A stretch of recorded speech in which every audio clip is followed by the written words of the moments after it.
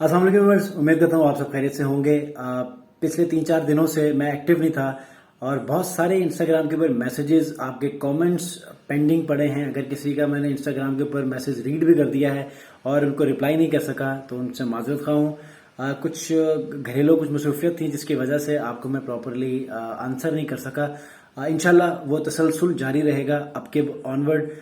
यकीनन मैंने कल या परसों स्टोरी लगाई थी कि मैं तमाम लोगों के कमेंट्स अब मैं जो है वो रीड करूंगा, जवाब दूंगा, इंस्टाग्राम के डीएम पर जवाब दूंगा, लेकिन फिर से नहीं हो सका। लेकिन इंशाल्लाह आज वीडियो आ रही है 8:30 बजे।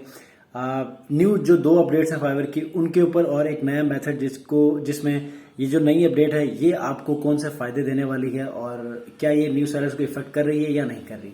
वीडियो जरूर देखिएगा, लिंक मैं इसी के वीडियो के ऊपर ही मैं शेयर कर रहा हूँ। इस पे जाइए और वीडियो देख लीजिएगा। कमेंट्स का रिप्लाई और आपके डीएम्स का आंसर मैं इंशाल्लाह कर रहा हूँ। Thank you.